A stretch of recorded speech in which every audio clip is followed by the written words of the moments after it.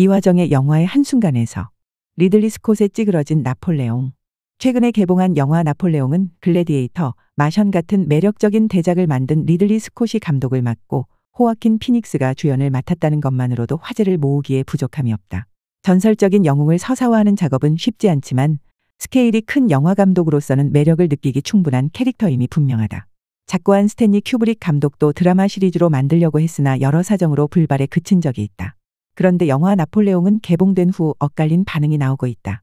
관객 수도 기대에 미치지 못해 상영관 수가 줄어들고 있으며 몇 주 전에 개봉해서 아직도 많은 상영관을 확보하고 있는 한국 영화 서울의 봄의 파죽지세에 눌려 맥을 못 추고 있다.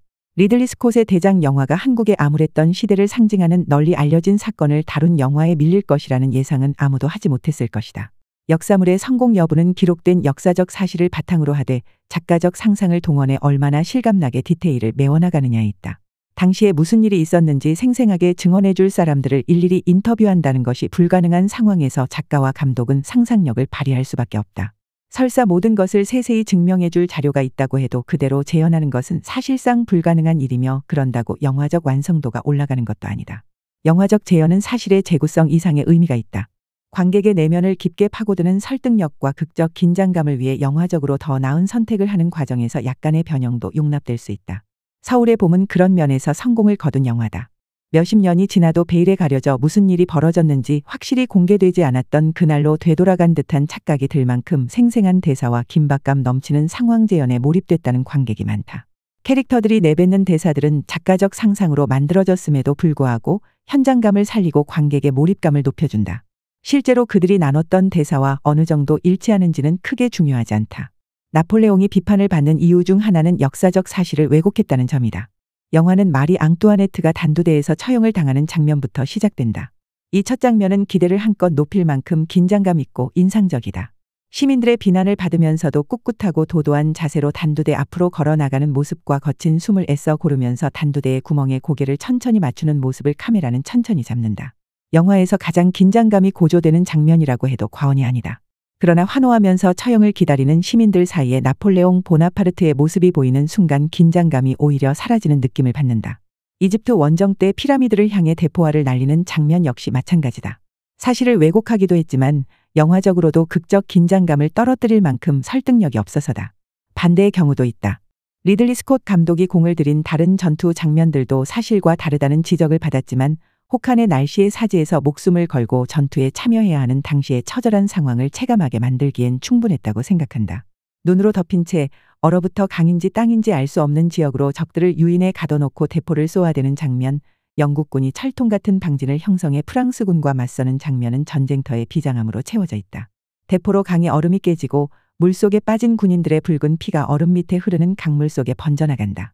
대포에 맞지 않은 군인들도 익사할 수밖에 없는 지옥 같은 전쟁터의 참상이 눈앞에 펼쳐진다.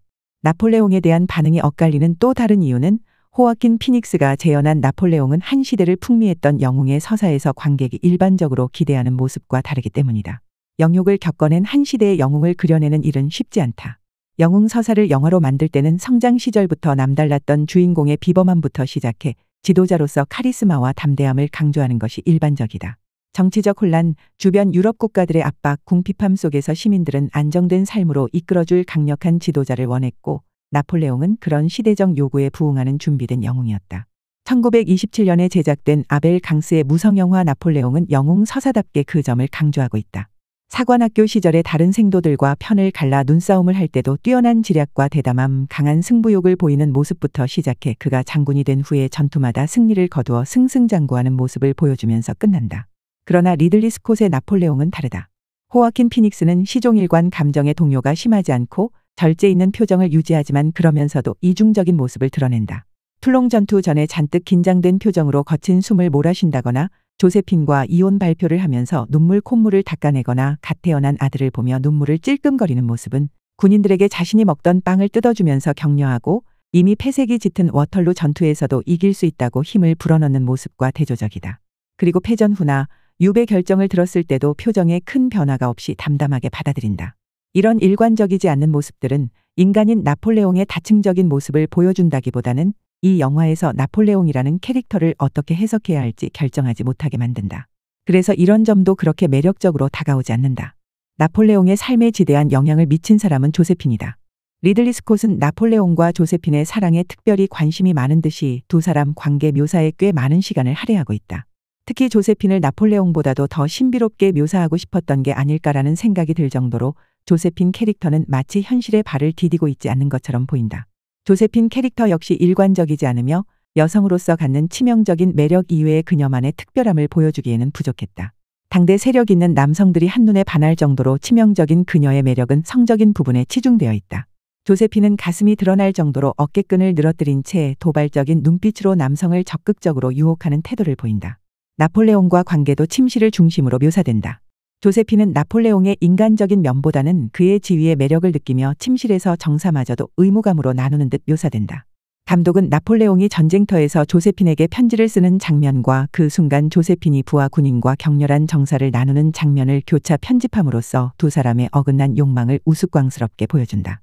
리들리 스콧은 사실과 다르다는 평자들의 비난에 대해 그 당시 무슨 일이 있었는지 실제로 본 사람은 아무도 없다라는 말로 감독으로서 창작적 자유를 주장한다. 그는 나폴레옹의 영웅적인 면에 초점을 맞추지 않았으며 조세핀과 관계 역시 공적인 면과 사적인 면이 서로 충돌할 수밖에 없는 인간의 자연스러운 모습을 보여주고 싶었던 것 같다. 다만 그런 의도가 관객을 설득시킬 만큼 정교한 서사와 연출로 이어지지 못했다. 러닝타임이 훨씬 긴 감독판의 공개 여부는 결정되지 않았지만 극장판에서 보여주지 못한 내용이 궁금해진다. 영화는 엔딩씬에서 나폴레옹이 숨을 거두기 전에 내뱉은 세 단어를 자막으로 올린다. 알렉산더와 시절을 담고 싶어 했던 그의 삶을 축약시켜주는 세 단어는 프랑스, 군대, 조세핀이다. 이 세 단어 뒤에 숨겨진 웅장했던 삶을 엿보고 현 시대에 전해줄 메시지를 기대했던 관객의 욕망을 채워주기에는 부족했던 영화 나폴레옹이었다. 더 칼럼니스트